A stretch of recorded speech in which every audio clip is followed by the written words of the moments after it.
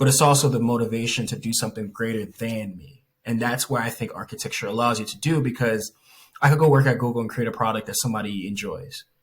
But with spaces and buildings and the process of how we do our work, which is where I'm most interested in, we can fundamentally start to change how people experience things, how they're educated, and what they do with that education and information to go impact other people. It can become very infectious. Following is my conversation with architect Christopher Locke. This is the Kathleen Sessions podcast. To support this work, please visit the sponsors in our show description, subscribe to our YouTube channel and on your favorite podcast app, and visit us at theKathleenSessions.com. And now, my conversation with Christopher Locke. What is your impression on the current state of architecture? Good question, Kathleen. Many ways to answer it, but I'll take on the challenge of answering that question by trying to break it down maybe in a few different ways. I think for the profession of architecture, at least for the work that I've always been interested in, there is the responsibility of existing in a very political world, in a form of architecture and science that is about buildings, which is, in my opinion, political. And then there is the ongoing climate issues that are related to the carbon footprint of buildings and how we can be efficient with that. And then lastly, there is the challenges of how do we ultimately create a profession when you look at architecture just as a profession, and those who experience it and working in it, how do we make it equitable? And I think for the work that I've had in my experience, and also you can add academia to that, which I know is one of the questions that you were interested in. But I think when we look at the state of architecture, there's a really big challenge in understanding where our work as a profession, and when we work with our clients and when we work with communities, who exactly are we serving? And the end goal and the end work of our product, it always lives in the public domain. And there's been assumption for a long time by a lot of architects who have been either privileged or have had the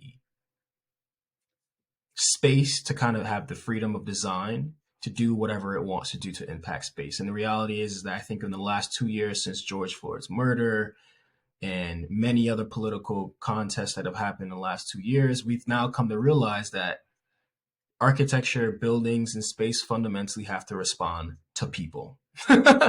They first and foremost have to respond to people. They have to respond to the climate that we live in. And I think for a while, there's been this understanding that, or feeling that, architecture is apolitical. It has nothing to do with these things. It can live and it can breathe and it can be an object in space.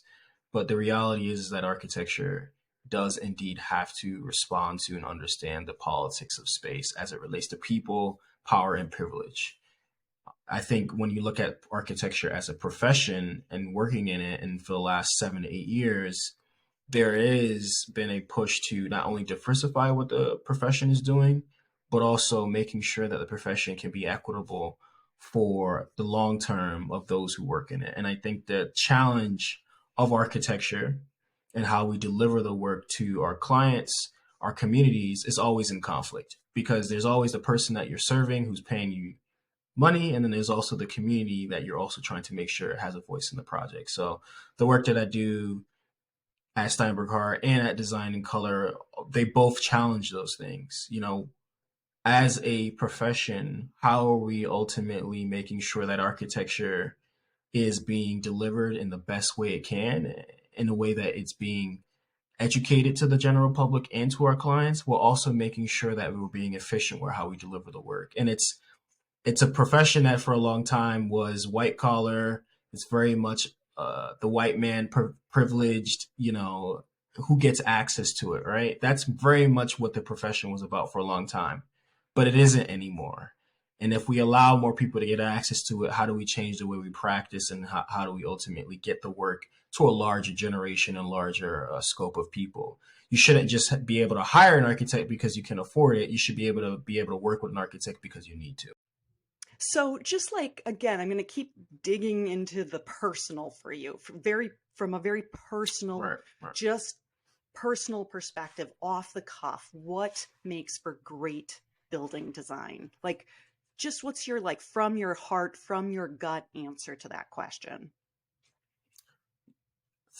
great building to design to me combines a really strong understanding of arts and culture with the science of how a building can be successfully constructed.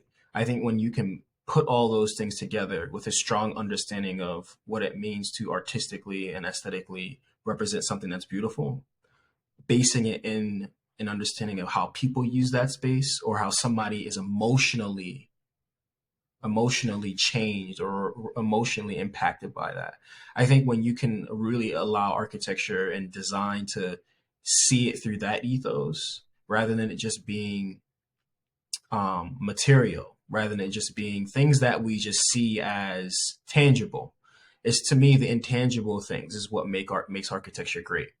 And great building design to me really responds to not just what we think looks good to us as like the architect or the client, but it also looks like what does it look like to a larger body of people? And that we know that design is not is a consensus.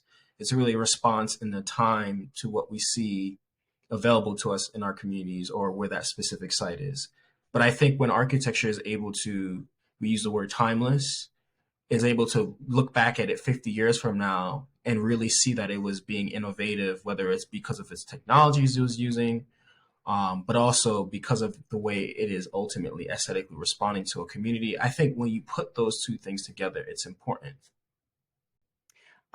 You mentioned earlier about considering the fact that buildings are in the public realm. This is a theme I keep sort of coming back to, that every time a building goes up, whether it's a private home or a larger building, whether that's a multifamily building or a library or a school or a hospital or an office building, it is part of and impacts the public realm. Um, and I think that's kind of what breaks my heart, like looking, I guess, looking over the last, well, I don't exactly know how long it's been, but I feel like we've sort of lost a sense, both as whether it's as architects or designers or the clients, the developers, we've lost a sense of responsibility about that, like thinking about it from that lens. Uh, and I know that part of that is the pressures of capitalism and the fact that we have to respond to costs, and that it's yeah. So any comments you want to make about that? And that's where it gets really challenging because I really care about justice and belonging in architecture and really using architecture as a vehicle for social change. And it gets really difficult when we only rely on the product. And that's a word that gets thrown around a lot now when we talk about architecture as product. And that's partially because there is a movement and there are some people within the design professions want to be able to capitalize on the ability to mass produce architecture, right? And that's something you see a lot happening in Asia and other countries that are able to say, hey, we're going to build this thing and it's going to be done and erect in about, 120 to 180 days. And someone's going to live in it and hopefully they're happy, right? The other way to approach it is to respond to community, which is challenging. In the work that I do in community organizing, it is not, this weekend I was doing a project, community meeting in Watts for a community space project. It's a community center. And there are people who've lived generations and generations through a specific housing project that's no longer there, that's being redone and updated and given more access and resource to community. But there's just so much history there that not everybody gets a part of the conversation. So when people respond and say, hey, I was never talked to about this, there's this really big challenge to like, what is the process actually doing to invent and create new architectures, new spaces, and new buildings for people to experience.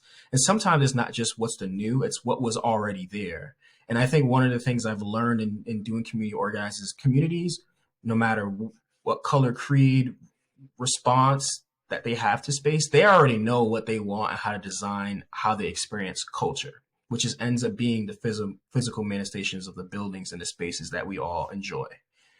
And when we look at the public realm, or when we look at publicly engaged spaces, or even challenge what the word public really means, because somebody always owns something, right?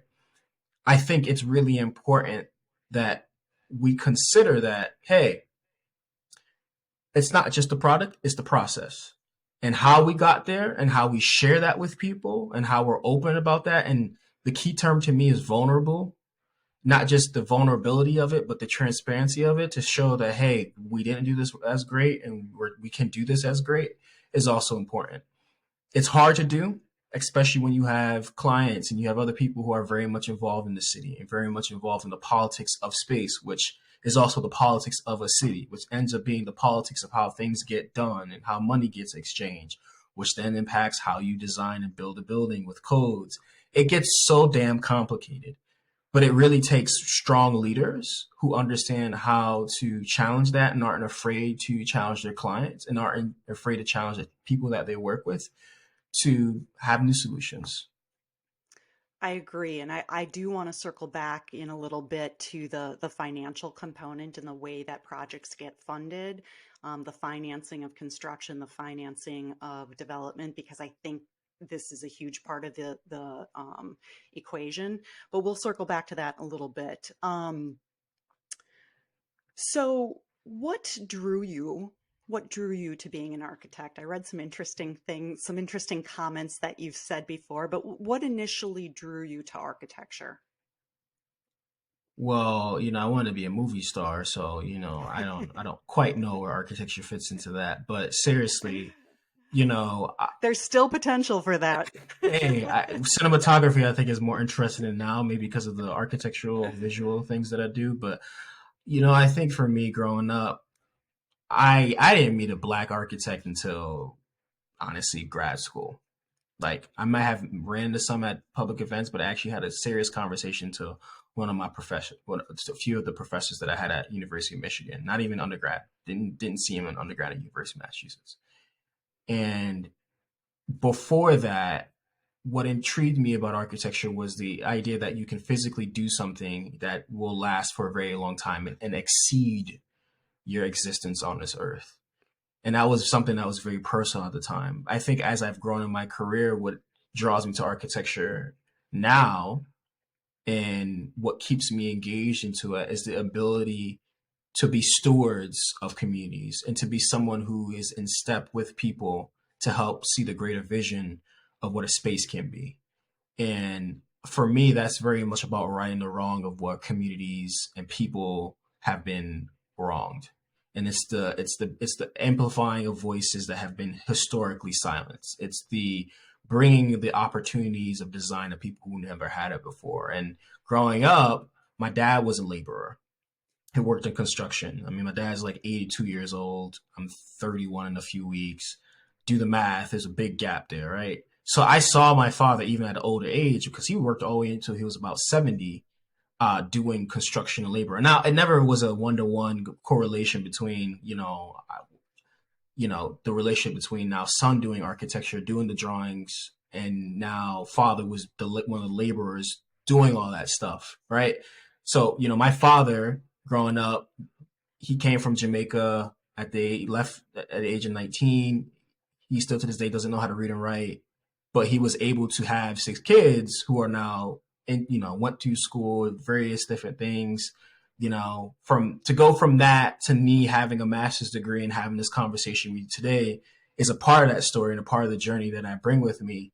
But it's also the motivation to do something greater than me. And that's where I think architecture allows you to do, because I could go work at Google and create a product that somebody enjoys.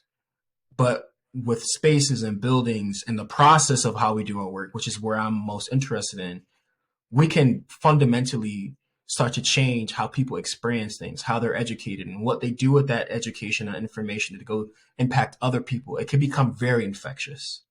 The work that we can do can be very infectious, and it doesn't have to just be about somebody moving into a unit. It could be something much greater than that. And I think that's what always drives me and brings me back to what I find interesting about architecture. Because if it was just simply money or if it was other things. There's other professions that provide that much more greater. But I think the cultural aspect of being able to leave something that's so much bigger than yourself is what's always drawn me to it. Talk a little bit about your educational experience as um, your journey to become an architect, um, and how that maybe shaped your current thoughts on architecture and building design and who you are in the world. So that's a good question because that's the reason why design and color exist. So um, why don't we pause there for a second just to say to explain your organization a little bit so more. yeah, design and color was a platform that I created right after leaving grad school in 2016 with three other individuals and now six individuals that challenges the way architecture is taught and practiced to amplify marginalized identities and communities who have been silenced in the architectural design process. So that looks like community organizing, that looks like how do we do installations and artwork within communities to give them a space to express themselves. It looks like how do we really break down the different scales of architecture to impact other people. And it ultimately also looks like what does that look like when we put justice at the forefront so then that the process could then end up impacting the product of the work that we create with architecture so that it better serves people and communities. And that looks like workshops with clients, with professionals, with universities, with academia, with workplaces, so that ultimately, as individuals, we're not just using what we learned in school, because what we learn in architecture school is a very European, Eurocentric architecture and design education that takes a lot of the Bauhaus and a lot of the original understandings we know from the 1930s and 40s and still uses them today in a world that's very different. It's very much about understanding Le Corbusiers and the Richard Myers and the list is so long. Venerating those architects leaves so many more out of the history, and it also leaves so many other cultures out of the history. And it allows only the white architects of the time, mostly male, to decide what architecture is good and what architecture is not. So a lot of my education that I experienced in school was very much that. We never really talked about what does the word identity mean in architecture, not just from a personal standpoint, but from the things that we're producing. How do they project identity? How do they ultimately challenge how we see each other in space? How does architecture protest? What are those things, right? And when I was in my thesis, I didn't have the support of that. I didn't have that from professor. I didn't have it from the partner that I worked with for many different reasons. And I did a project the semester before that was called Streaming Blackness, which was me using film and architecture and design to explore what does it mean to have a Black identity in architecture, but also in a geopolitical space. What does it mean to look at that not just as a Black Jamaican American, but what does it look like to challenge that in the context of Africa? And then how do we look at all the different things that are impacted in that from a geopolitical standpoint? So how is oil extracted out of Africa? And then what does that do in terms of money and the changing of capitalistic hands from China to Russia and et cetera, et cetera?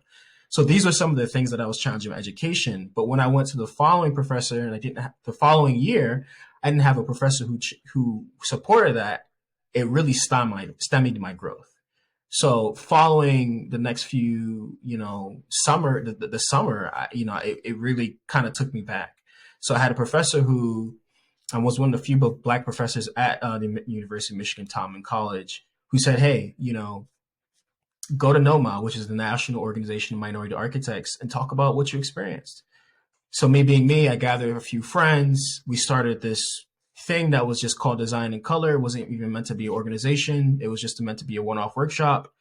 That got me out to LA after selling my car and just going the one-way ticket route. And the rest is history. And, it was really well received by a multi-generational group of people, anywhere from people in high school or those who just graduated school or still in school, those who have owned firms for 30 years. And that's the beauty of when we look at the cross section of architecture, right? We talk about drawing sections all the time, and what is the innards of this thing? Like, how does all these things connect together? But when we take a cross section through our profession and we look at who are all these people and who hasn't gotten access to some of the to some of the ability to express themselves or access to some of the work, we then find a very interesting amount of knowledge that's not just innate to architecture, but people's personal and cultural and generational experiences. And to me, my journey in architecture has been, how do you uncover those and then turn them into space?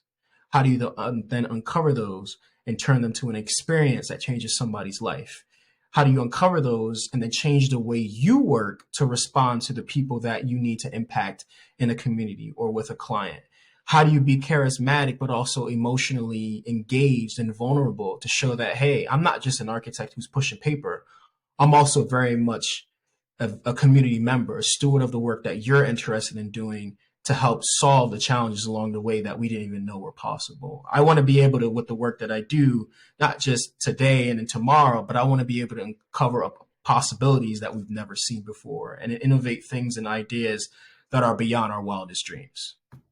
What I find interesting is that those roadblocks that you ran into during your education end up being springboards for you to really have you probably had the passion anyway, but it found expression through you because of those roadblocks during that critical time period of your life. Do you want to comment on that at all? Yeah, it's funny you say that because there are a lot of people who go through that and they leave the profession. I mean, the amount of Black and brown architects who are licensed in the profession is so small.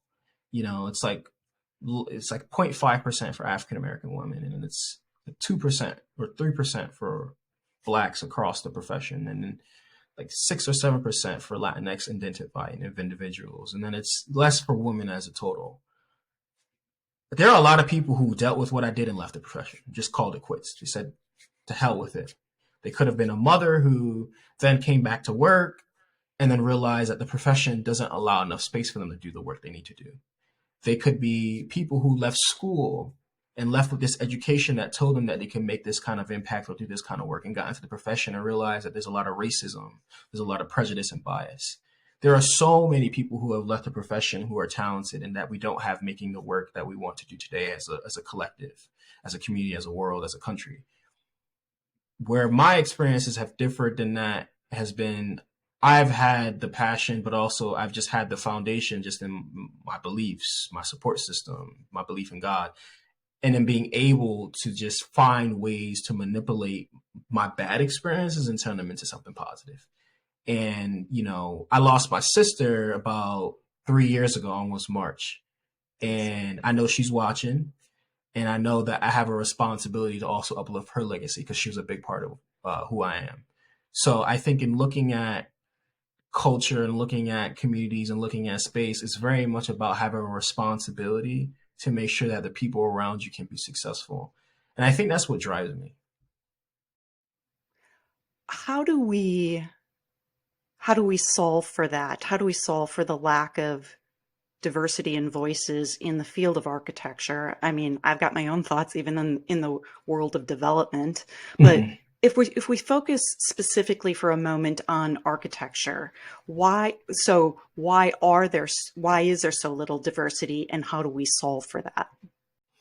It's a question, especially in the last 2 years, with more people being open about how do we protest for design and how do we protest and advocate for representation in the profession. And it's like a cycle. Like every few years, this happens, and then it kind of dies down because the greater white majority in the profession just loses interest, quite frankly. When we look at how do we change the diversity within the profession, there's many ways in which it's been discussed. So there's the pipeline: get more kids at an early age. Like I said, I didn't know about architecture or even meet a Black architect that looked like me, so I knew that it was possible until college. Get people more exposed to it at an early age so that they have the opportunity to choose. The challenge with that is architecture education isn't cheap. You go to school for 5 to 6, sometimes even 7 years, depending on what school you go to, and then you come out not making as much as, say, what other people would do after putting in so much school. So it's hard to tell somebody who comes from a disadvantage and background on a scholarship or have to take out student loans to then go to be an architect. So we have to make access to the profession and pathways different. So it doesn't mean that maybe you have to go to architecture school. What does it mean to be an apprenticeship, which is how architecture started? You apprenticed underneath someone and you learned and you learned. You didn't necessarily have to go to school. You had to have the knowledge and understanding of how to participate in the profession, but you didn't necessarily have to be trained. You learned on the job. So what if we went back to that model to give more people access to doing it? And that's one thing that I've been super intrigued about, because in the state of California, at the very least, you don't need a professional or a degree to actually become a licensed architect in California. So there's a few other states that are like that. And I do wonder if there's a way in which more people can get access to the profession by giving different pathways that is just outside of college. It's maybe community college and college courses in addition to working professionally. And there are some conversations within NCARB, which is the National Registration Board of Architecture, and some other things that are looking to manipulate the system in which we give more access to people. The second problem then is we can get all these people in the profession, but what the hell are they doing when they're there? Do they feel welcomed? Do they feel like they belong? Is there a pathway for them to become the next managing partner of this company? Is it easy for them to open their own practice? What is involved in that? Architects don't get a lot of business acumen, which you might realize, Kathleen. Don't get a lot of business acumen up front. So there are a lot of different ways in which we work that can sometimes be a little confusing, but also, unfortunately, as a profession, sometimes puts us in a difficult position in which we lose money. Some of that we get taught to put design first, and sometimes we don't get taught to put profitability first, or how to combine the two so that we're making sense of our work. And we end up working a lot of hours, which sometimes this is not necessarily the best case for the work that we're doing. So when people are in the profession who are not the majority, how are they being supported? Are they given opportunities to grow? And I've seen and I've worked at companies where somebody who was black or brown was been there for 16 years and they had the same damn title because they've been avoided and haven't been given the opportunities to grow or even been pushed. Instead, they've been avoided. It's easier to avoid the challenge of making sure somebody is challenged and given the opportunity to grow than to participate in that person's career sometimes, because you feel like they meet that quota. You have your one, you have your you've tokenized that person to be existing in your space. So it's also important to give space and give opportunities for people who are minorities in the space or have been minoritized, have the pathways to be successful in the work they're doing, and also bring their identities into the work, or also bring their histories or their interest in it, and not just making them fit into a box within a corporate or a work profession. I think the last thing that I think also is important is the educational part of it. We have to be able to give students, and this is really across education as a whole, empowered to be able to impact and do what they want within their education, within academia. Because once you come out of school with that confidence, it really changes what work you're creating. We're not just repeating the same thing that we're doing with a modernist design from 60 years ago. We're also able to critique that and also create our own and new things. This is why, in the last, I would say, 5 years, there's been so much great work that's been produced by people like Janet Van Buren and Designing Space Design Justice, or Brian Lee Seeley Jr. and what he's doing in Collocate, in which they're combining the ideas of justice, architecture, and design to create new spaces. And be able to challenge students so that they understand that you don't just have to go work at a company and be a head designer and just design things all day. There's so many more ways to practice architecture. And one of the things that Design in Color preaches is, how do we as a whole redefine what architect is? Like, what does that really mean? Who gets the agency to say so? And at Steinberg Hart as a whole, every day, that's something that is a challenge. Like, who gets to own the architecture? Who gets to do it? And how do we collectively work together? And that's a challenge as a company that we're always going after and growing ourselves and whatnot. So I think that's one of the big things that as a profession, we have to get on the same page about. And it's hard when everybody in every group and every organization from the large firms like, such as the Genslers or smaller companies like Steinberg Hart or the 2 to 3 person firms, which actually make up most of the profession, it's hard for everyone to do their part and be on the same page. And I think we have to find a way to work together. What are a few things you wish more young people knew? Just in general? Or more people, yeah, about in general, or yeah, in general. That's a good question. The thing that I'm always reminding myself is to enjoy the journey. The destination is not important. It's what you do along the way. That's what I'm constantly reminding myself. You know, I have ambitions for my career at Steinberg Hart. I have ambitions for my what I want to do eventually when designing color becomes my full-time gig. I have ambitions for what it means to be a father. I have ambitions for what it means to be a husband. I have ambitions for what it means to just be a citizen in Los Angeles, to be a child of God. I have all these different things, but you can't achieve everything at the same time. Instagram ain't real. TikTok isn't real. Like social media isn't real. All the things that we project is the things that we want people to know and see about us. You know, they're great to look at. They're great to like. But the reality is that we have to enjoy the journey, because once we get to a destination and it might not be the one that we want, we better be happy with what we ended up doing along the way. And I think, you know, having older parents, my dad being 82, my mom being 60 this year, being around older folks in general, you kind of hear the stories about how people got to somewhere, and they're quite fascinating, especially immigrant stories. They're quite fascinating to know what people had to do to get the opportunity to come here or go to other countries. And that journey is just so important. That's where life is really made. It's not getting the multi-million-dollar house. It's not getting the incredible job. It's literally what you do along the way.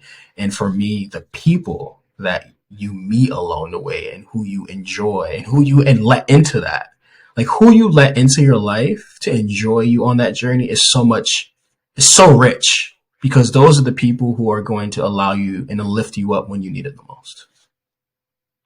Well, Christopher, thank you so much for being on the show. I really appreciate you, your perspectives. You infuse me. You infuse me with energy and new ways of thinking. So thank you. Likewise, and thanks for working with us. I'm intrigued to like experience this next phase of design development with you. It's going to have twists, turns, and just interesting decisions along the way that I'm really happy to experience with you as well in my career. Thank you. Thank you for listening to this conversation with architect Christopher Locke. This is the Kathleen Sessions podcast. To support this work, please subscribe on our YouTube channel, your favorite podcast app, or visit us at theKathleenSessions.com. Have a beautiful day, everyone.